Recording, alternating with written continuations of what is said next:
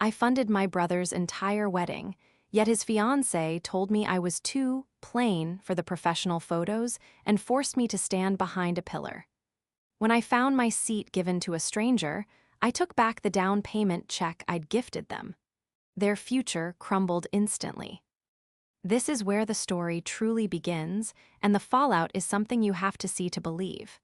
Make sure you're subscribed to see it through to the end. We're always curious. Where in the world are you all watching from today? Let us know in the comments. The humidity was already clinging to my skin, making the beige chiffon dress I was forced to wear feel like a damp, suffocating cage. I hadn't slept in 24 hours. My hands were still raw and stained with green sap from arranging the floral arches at 4:00 a.m. because the florist, accidentally, canceled, and my brother Elijah had called me in a panic, begging me to fix it. I always fixed it. That was my role. Piper, the fixer. Piper, the one who didn't need sleep. Piper, the sister who didn't need a thank you because family was supposed to help family. I stood on the edge of the manicured lawn of the country club, a venue I had put the deposit down for 6 months ago, watching the photographer organize the family portraits. The sun was beating down, glaring off the white hydrangeas I had sourced myself. My head was pounding, a rhythmic thudding behind my eyes that synchronized with the clicking of the camera shutter. "Okay, let's get the immediate family," the photographer chirped, waving his hand. "Parents, siblings, let's squeeze in tight." I stepped forward, forcing a smile. I tried to hide my stained hands behind the folds of the dress. I caught Elijah's eye. He looked dashing in his tuxedo, a suit I had helped pick out, but he quickly looked away, focusing on his cufflinks. Then she spoke. Vanessa, the bride. She looked stunning, I couldn't deny that. Her dress was an architectural marvel of lace and silk, but her eyes were sharp, scanning the frame like a director on a movie set. "Wait," Vanessa said, her voice dropping an octave, cutting through the murmurs of the guests. She held up a hand, her manicured nails catching the light. She didn't look at me, she looked at the photographer. "The composition is off. The beige, it's clashing with the ivory. It looks muddy." My mother, Gabriella, laughed nervously, adjusting her own silver gown. "Oh, Nessie, it's just a photo. Piper is family." "It's my wedding aesthetic, Gabriella," Vanessa snapped, her smile never faltering, though her eyes were ice. She finally turned to me. "Piper, sweetie, you understand, right? The color palette is very specific. You're creating a focal point where I don't want one. You know how visual I am." I stood there, frozen. "I'm wearing the dress you picked out for me, Vanessa." "I know," she sighed, as if explaining quantum physics to a toddler. "But in this light, it's just not working. Could you—" She gestured vaguely toward the stone wall that bordered the garden, about 20 feet away from the group. "Could you just stand over there, near the wall? You'll still be in the vicinity, but you won't ruin the coherence of the group shot." I looked at Elijah. I waited for him to laugh. I waited for him to say, "Don't be ridiculous, Vanessa, get in here, Piper." Elijah cleared his throat. He looked at the ground, then at Vanessa, and finally, briefly, at me. "Pipes, maybe just for a few shots. You know how stressed she is about the Instagram grid." The betrayal hit me harder than the heat stroke I was bordering on. It wasn't a sharp stab. It was a dull, heavy crushing sensation in my chest. I had spent my savings, my energy, and my sanity to make this day perfect for them. And now, I was being edited out in real time. "Okay," I whispered, my voice sounding hollow to my own ears. "Perfect," Vanessa beamed, clapping her hands once. "Okay, everyone smile, love and light." I walked backward, my heels sinking into the soft grass until my back hit the rough stone of the wall. I watched them smile. I watched my mother link arms with Vanessa. I watched my brother wrap his arm around his new wife's waist. They looked perfect. They looked complete. And I wasn't in the picture. As the shutter clicked, capturing their joy, a cold resolve settled over me, chilling the sweat on my back. They thought I was just a prop to be moved around. But as I clutched my purse against my side, I felt the sharp corner of the thick envelope inside. The betrayal was worse than the exhaustion, worse than the disrespect. But as I watched them beam at the camera, I realized they had made a fatal calculation. They assumed my love was unconditional. They assumed my wallet was bottomless. They were wrong. The photo session dragged on for another 45 minutes. I stood by the wall the entire time, essentially a glorified spectator at an event I had bankrolled. Guests were starting to file past me, toward the reception tent, casting confused glances in my direction. Aren't you Elijah's sister?" a distant aunt asked, pausing to adjust her hat. "Yes," I said, keeping my face mask-like.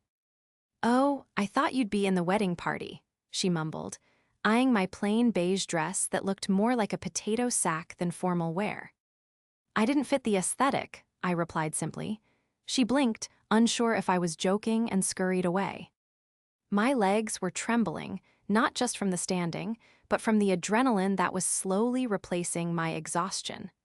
I needed to sit down. I needed water. And more than anything, I needed to get away from the visual evidence of my exclusion.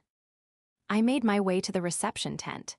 It was a massive, billowing white structure filled with crystal chandeliers, another line item I had covered when Vanessa cried that the standard lighting was too harsh. The tables were set with precision, gold cutlery gleaming under the lights. I navigated through the crowd, looking for the head table or at least the family table.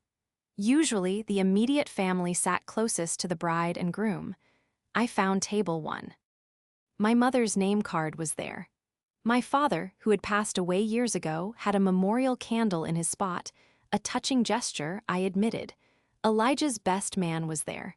Vanessa's parents were there. I circled the round table. Gabriella, Thomas, Sarah, Michael. I stopped. I checked the next table, table 2. Nothing. Table 3, nothing. Panic started to rise in my throat. Had they forgotten? No, that was impossible. I had personally proofread the seating chart drafts 3 weeks ago. I was at table 1, seat 4. I went back to table 1. Seat 4 was occupied by a place card in elegant calligraphy. Jessica, guest of cousin Tyler. I stared at the card. Jessica. I didn't know a Jessica. I looked around and saw Vanessa's cousin, Tyler, a man I had met exactly once, laughing near the bar with a woman in a bright red dress. "Excuse me."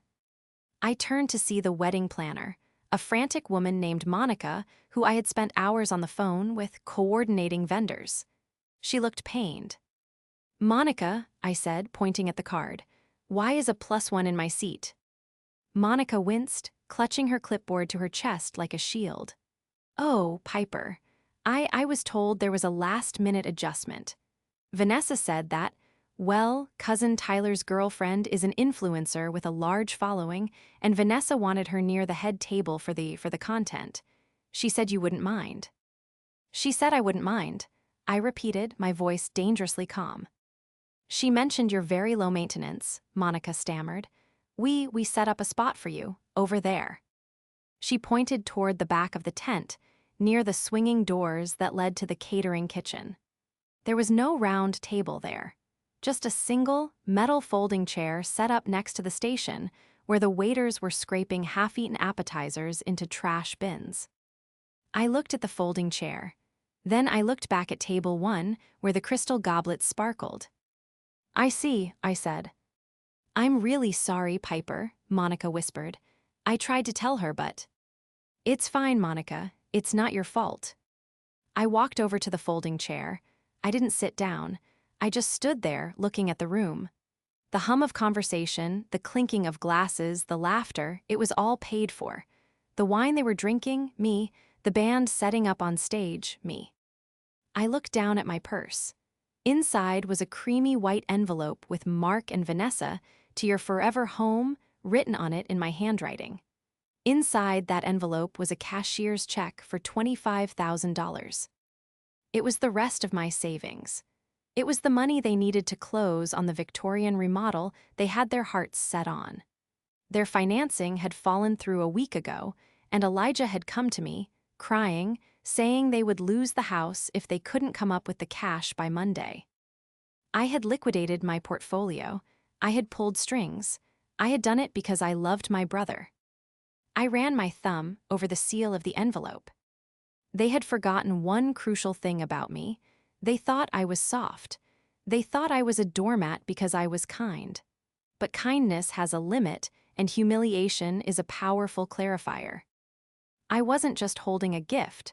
I was holding the deed to their happiness, and they had just evicted me from their lives. To understand why I was standing by a trash can at a wedding I paid for, you have to understand Elijah. Elijah was 3 years older than me, but in every way that mattered, he was the younger sibling. He was charming, handsome, and utterly incapable of managing his own life. When he crashed his car in college, I paid the deductible. When he got fired from his sales job, I helped him rewrite his resume and loaned him rent money for 6 months, money I never saw again. I didn't mind, mostly. I was a landscape architect.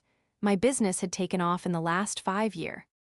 I was good at what I did, designing sustainable, beautiful outdoor spaces for high-end clients. I made good money, and I lived simply. I didn't care about designer labels or luxury cars. I cared about stability. My mother, Gabriella, enabled him. "He's a dreamer, Piper," she would say. "You're the practical one, you have to look out for him." So I did. I was the safety net. Then came Vanessa. Vanessa worked in brand strategy, which, as far as I could tell, meant she spent all day curating a lifestyle she couldn't afford on Instagram. She met Elijah a year ago, and suddenly my brother wasn't just bad with money, he was actively delusional. Vanessa didn't like me from the start. I was the gardener sister. "It must be so dirty," she had said the first time we met, looking at my hands. "I could never work with soil, I need clean lines." She was the architect of my exclusion, but she was smart about it. It was never overt bullying. It was 1,000 tiny cuts. "Oh, Piper, we didn't invite you to the engagement dinner, because it was just a couple's thing, you know? We didn't want you to feel awkward being single. Piper, I would ask you to be a bridesmaid, but the dresses are a size 2 sample size, and I know you have a more athletic build. I wouldn't want you to be uncomfortable." And now the wedding. I watched from my vantage point by the kitchen as Vanessa and Elijah made their grand entrance. The room erupted in applause. Vanessa soaked it up, blowing kisses, posing for the cameras at every angle. She looked triumphant. She had secured the ring, she had secured the wedding of the year, and she thought she had secured the house. I watched Elijah whisper something in her ear, and she laughed, throwing her head back. It was a practiced laugh, designed to show off her neck and the diamond necklace I knew, for a fact, was rented. They made their way to table 1. I watched as Vanessa's cousin's girlfriend, the influencer, stood up and hugged Vanessa. They took a selfie together. That stranger was sitting in my seat, eating the meal I paid for, celebrating the brother I raised. My mother was there too, beaming.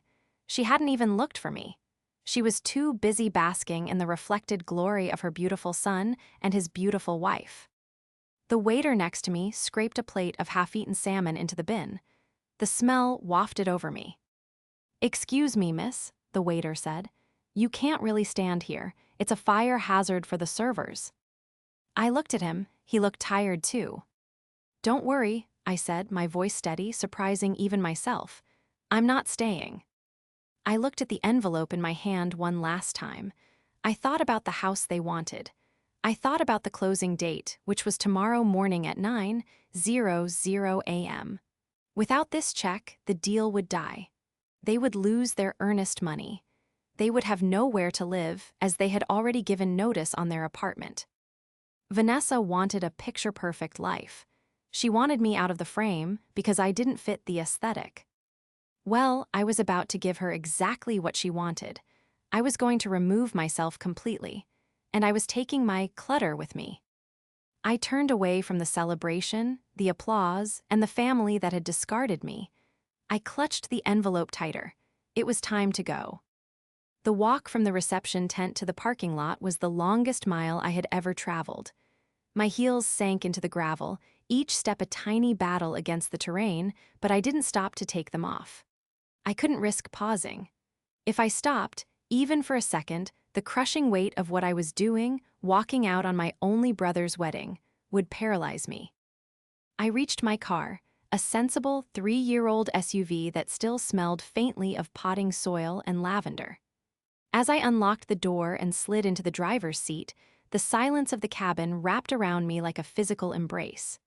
It was a stark, jarring contrast to the manicured noise of the wedding.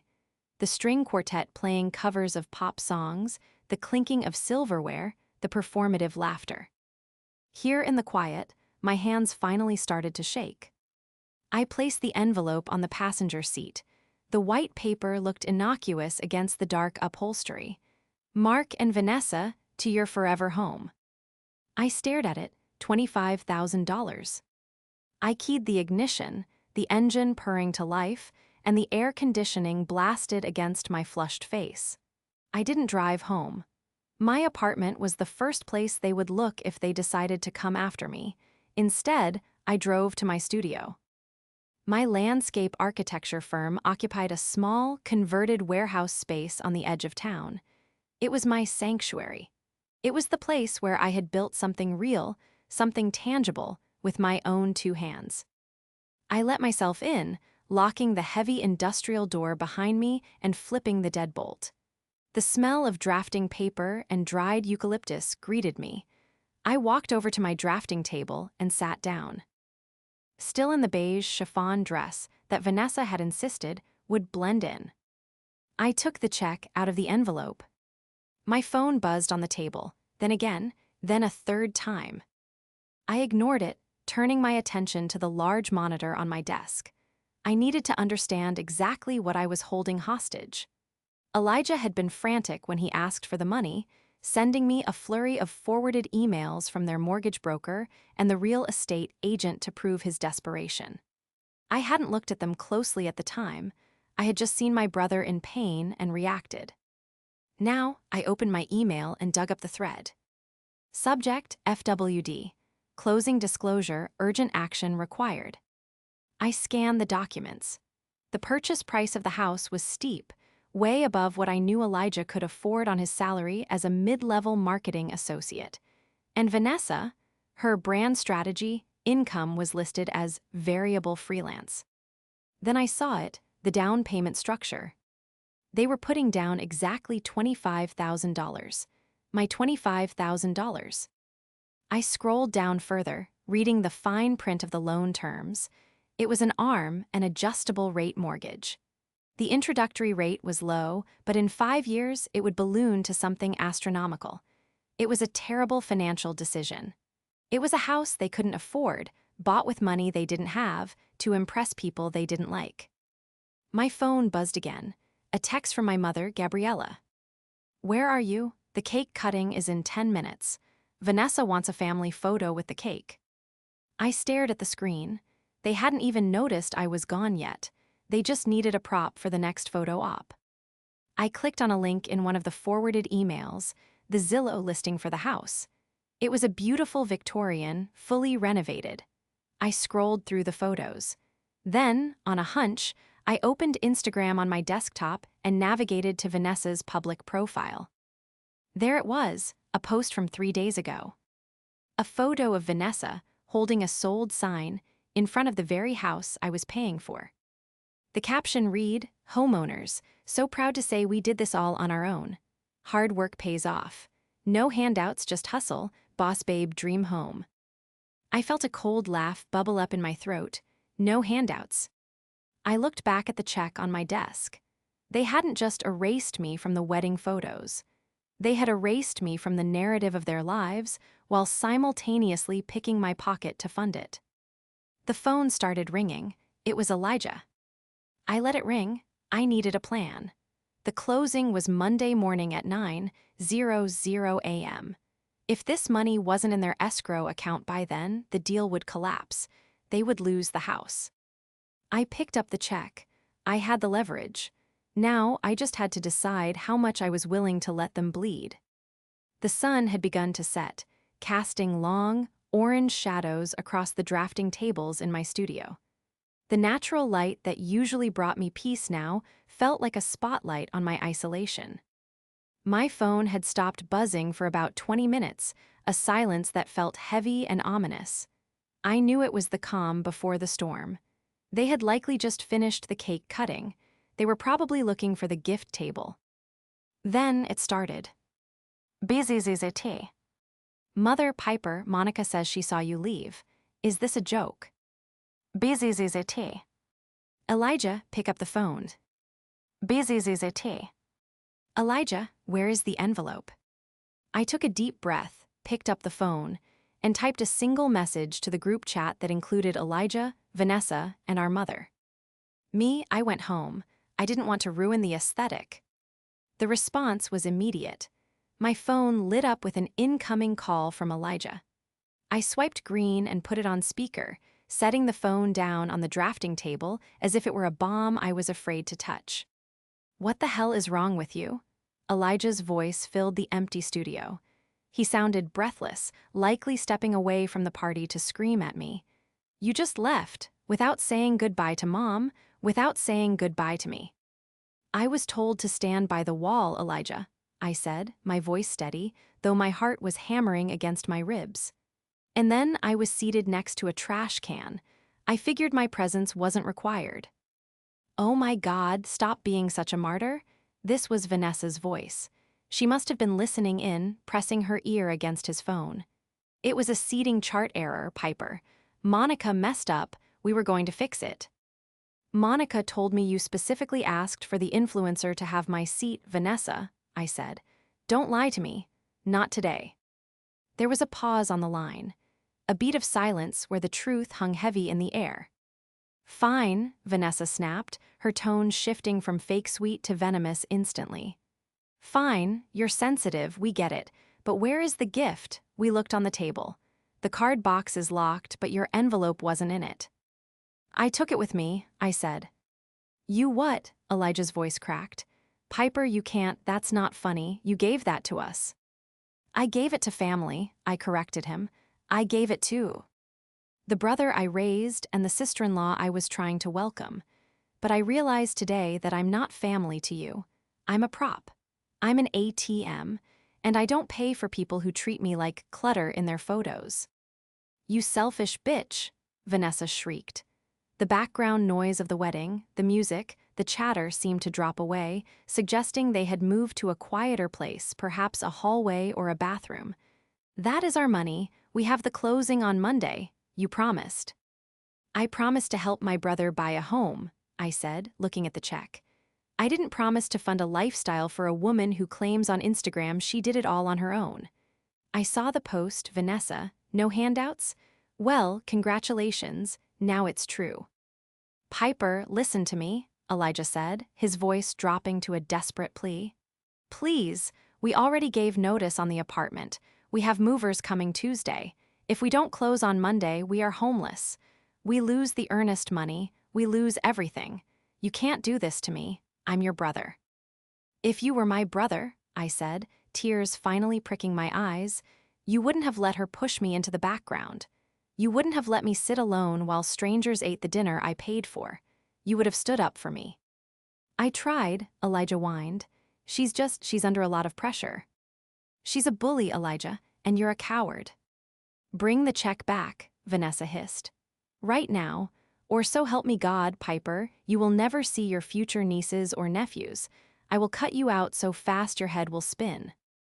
The threat hung in the air. It was the nuclear option. She knew how much I wanted to be an aunt. She knew family was my weak spot. But looking at the check and thinking about the stand near the wall comment, something in me hardened. It was like concrete setting. You can't cut out someone who was never in the picture to begin with, I said. I hung up the phone. Then I turned it off completely. I slept at the studio that night on the leather sofa in the client waiting area. It wasn't comfortable, but it felt safer than my apartment. I woke up Sunday morning to a pounding headache and a sense of dread that sat in my stomach like a stone. I turned my phone back on. 47 missed calls, 63 text messages. They ranged from Gabriella begging me to be reasonable. It's just money, Piper. Don't destroy the family over a seating chart. To Vanessa threatening legal action, Verbal contract, my lawyer will be in touch, to Elijah just sending crying emojis. I made coffee in the small kitchenette, the routine grounding me. I needed to be smart. Vanessa was right about one thing: legal threats, however baseless, were a headache I didn't need. I sat down at my computer and opened a new document. I began to type out a timeline. March 4th, Elijah asks for loan. Claims emergency. March 10th, I liquidate portfolio. March 15th, Vanessa posts self-made brag. April 2nd, wedding, exclusion. I needed more than just the timeline. I needed to solidify my position so that when the inevitable in-person confrontation happened, they couldn't gaslight me. I called Mr. Henderson. He was the real estate agent listed on the closing documents Elijah had sent. I had worked with him on a few landscape projects for his luxury listings. I knew he was a gossip, but he was also a professional. Piper, he answered on the second ring, sounding surprised. I didn't expect to hear from you on a Sunday. Shouldn't you be recovering from the wedding? Hi, Jim, I said, keeping my voice light. I'm actually calling about the closing for Elijah and Vanessa tomorrow. There's been a complication with the financing. Oh no, Jim sighed. Don't tell me that. They were already stretched so thin.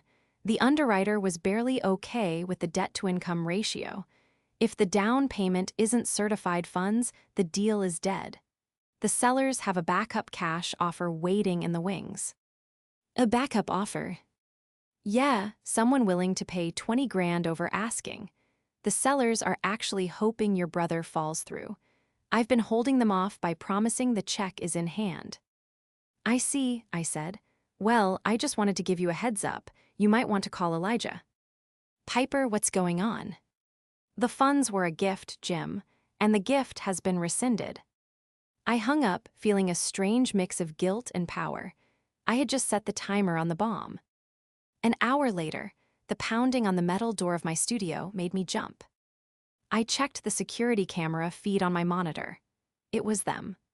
Elijah, looking pale and hungover in sweatpants, and Vanessa, still wearing yesterday's makeup, looking like a vengeful spirit in designer athleisure. I didn't open the door. I walked over to the intercom system. Go away, I said, my voice crackling through the external speaker. Open the door, Piper, Elijah shouted, banging his fist against the metal. Jim just called me. He said you told him the money is go. Are you insane? You're sabotaging my life. You sabotaged it yourself, Elijah, I replied, watching them on the screen. Vanessa pushed him aside and glared directly into the camera lens. You are a jealous, bitter little spinster, she spat, her face distorted by the fisheye lens. You're jealous because I have the looks, I have the man, and I have the life you want. You think holding this money over us makes you powerful? It makes you pathetic. Does it? I asked calmly. Because from where I'm sitting, I have $25,000 and a clean conscience.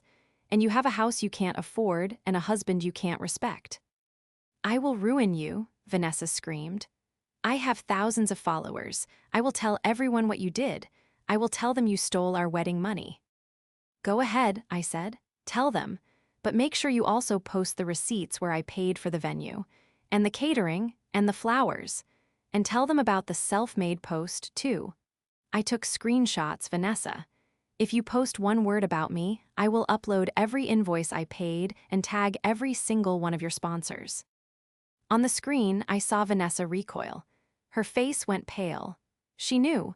She knew her brand was built on a lie, and she knew I had the paper trail to dismantle it. Elijah looked at her, confused.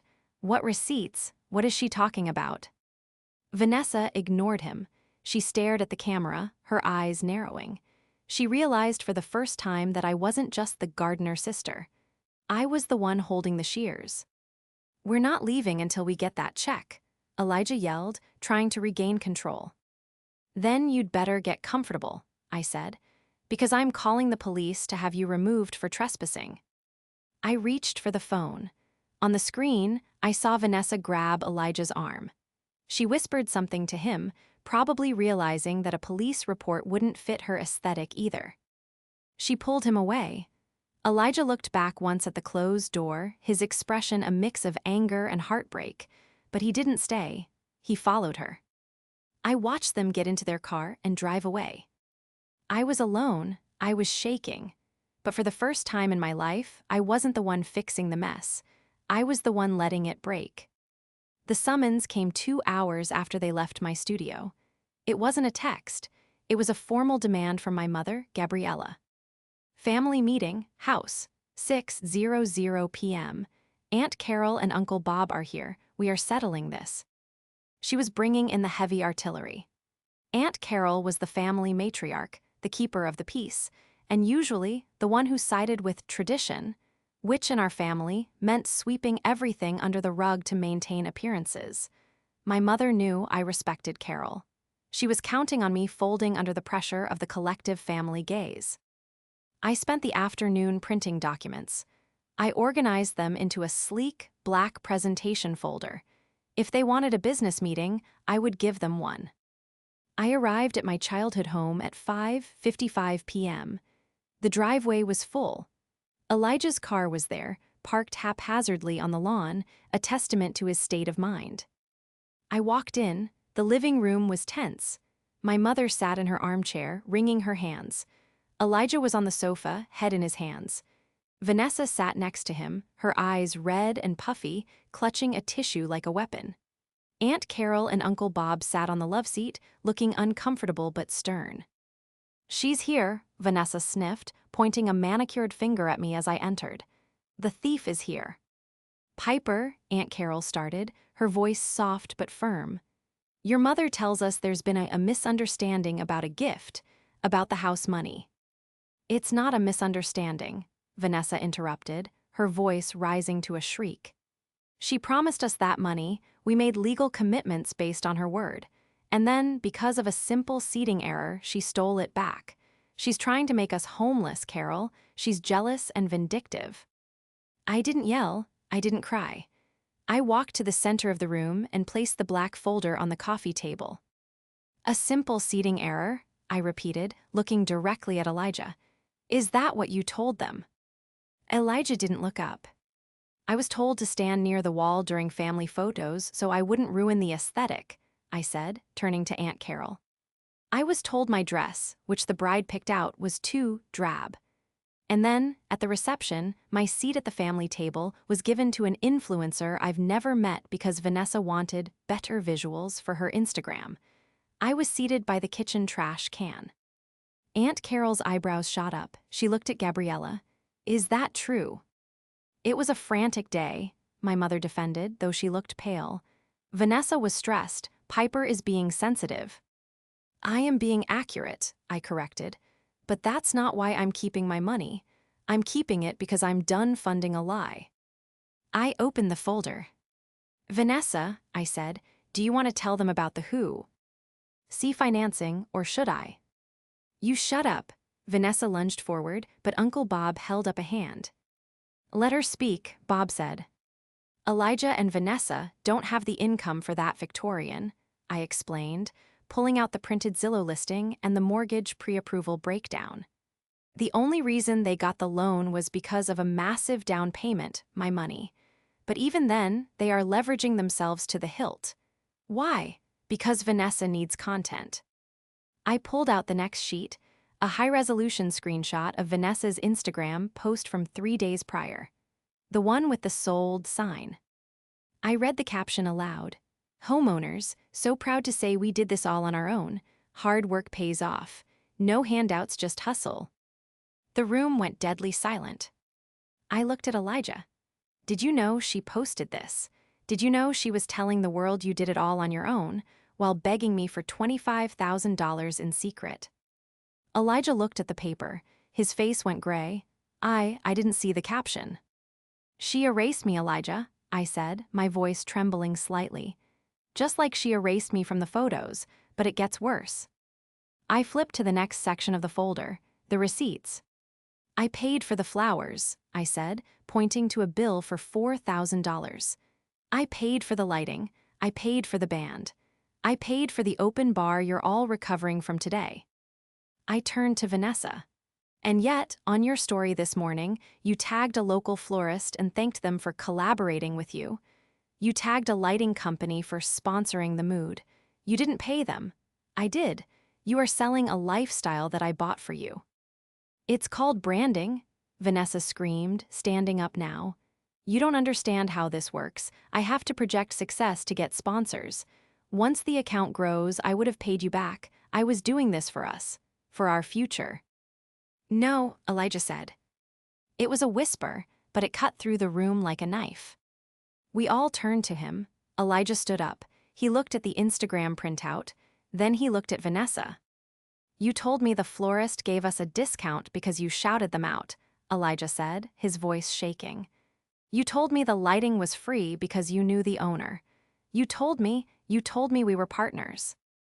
We are, Vanessa pleaded, grabbing his arm. Baby, don't listen to her. She's just trying to divide us. We have to close on the house tomorrow. Think about the house. The house I can't afford, Elijah said, pulling his arm away. The house we only have because I begged my sister for money while you pretended she didn't exist. Elijah, stop it, my mother interjected, looking terrified. Don't cause a scene. We can fix this. Piper, just write the check. For the family, please. I looked at my mother, the woman who had taught me to tie my shoes, who had nursed me through fevers. And even now, faced with the absolute truth of Vanessa's deception, she was asking me to pay to keep the peace. No, Mom, I said softly. The Bank of Piper is closed, permanently. Vanessa turned on me, her face twisting into a mask of pure ugly rage. You ruin everything. You're just a jealous, lonely baron. Enough, Elijah roared. He stepped between us. He was shaking, tears streaming down his face. Get out, Elijah said to Vanessa. What? Vanessa froze. Excuse me. Get out, he repeated. I'm not buying the house. I'm calling Jim in the morning. It's over. You can't break up with me, Vanessa laughed nervously. We've been married for 24 hours. Think of the embarrassment. Think of the posts. I don't care about the posts, Elijah screamed, grabbing the folder from the table and throwing it onto the floor. I care that I treated my sister like garbage for a woman who lied to my face. Get out, Vanessa. Take your car, take your aesthetic, and get out of my mother's house. Vanessa looked around the room. Aunt Carol was staring at the floor. Uncle Bob was looking at the ceiling. My mother was sobbing into her hands, and I was standing there, stone-faced. She realized, finally, that she had no audience left. She grabbed her purse. You'll hear from my lawyer. Alimony starts today, you loser. She stormed out, slamming the front door so hard the pictures on the wall rattled. The family photos that, for years, I had paid to frame. The fallout was swift, brutal, and entirely necessary. The next morning, Monday at 9:00 a.m., the deadline for the closing came and went. Elijah called Jim, the agent, and told him the financing had collapsed. The sellers were furious, but they immediately accepted the backup cash offer. The Victorian house, the stage for Vanessa's fantasy life, was gone instantly. Elijah lost the earnest money, about $5,000 of his own savings. It was a painful lesson, but a cheap price for freedom. Vanessa didn't go quietly. She launched a smear campaign on social media, posting vague, tearful videos about toxic in-laws and financial abuse. But without the house, without the luxury content, and without the funds to sustain her lifestyle, her engagement dropped. People move on quickly online. And I made sure my truth was known where it mattered. I didn't post publicly, but I sent a very polite, legal cease and desist letter regarding the stolen money accusations, attaching the receipts of everything I had paid for. The videos were deleted within the hour. Elijah moved back in with our mother. It was humbling for a 32-year-old man, but he needed it. He needed to rebuild from the ground up without me as a crutch. For the first month, I didn't speak to him much. I needed space. I needed to heal from the image of myself standing against that stone wall, being told I wasn't good enough to be seen. But one rainy Tuesday in June, I was at my studio, sketching a design for a new community garden, when I heard a knock. It was Elijah, He looked different. He was wearing work boots and a flannel shirt, clothes he actually owned, not things Vanessa had styled him in. He looked tired, but his eyes were clear. "I didn't think you'd open the door," he said through the intercom. I buzzed him in. He walked in, carrying 2 coffees. He set one down on my desk. It was black, 2 sugars, just how I liked it. "I'm not here to ask for money," he said quickly, holding up his hands. I got a second job, bartending on weekends, trying to pay off the credit card debt from the honeymoon deposit." "That's good, Elijah," I said, leaning back in my chair. "I wanted to give you this." He pulled an envelope out of his pocket. My heart seized for a second. Another bill, another lawsuit. I opened it. It was a photograph. It was a candid shot from the wedding. It must have been taken by a guest, maybe from a phone. It was from the ceremony, just before everything went wrong. I was fixing the train of Vanessa's dress, bent down, focused. Elijah was looking back at me over his shoulder. He wasn't looking at Vanessa. He was looking at me with a small, genuine smile. "I found it on a friend's Facebook," he said. "It's the only real photo from that day, the only one that shows who actually had my back." He took a deep breath, his voice catching. "I am so sorry, Piper. I was weak. I wanted her to like me so much that I let her treat you like dirt. I don't expect you to forgive me yet, but I'm going to spend the rest of my life trying to make it up to you." I looked at the photo. I looked at my brother.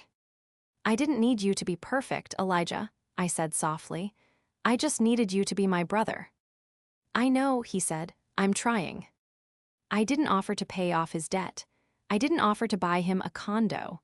I let him sit in the discomfort of his own choices, because that is where he would finally grow. "Sit down," I said, gesturing to the chair opposite my desk. "Tell me about the bartending gig." He smiled, a real smile this time. "It's terrible. My feet are killing me." "Good," I laughed. "Builds character." "I still have that $25,000. I didn't spend it. I invested it in a new greenhouse for my studio. A place where things grow because they are nurtured, not because they are forced." Vanessa is still out there, chasing the next aesthetic, the next filter to put over her life. But me, I realized I don't need to stand near the wall anymore. I built my own house, brick by brick, and in my frame, there is plenty of room for the people who actually show up.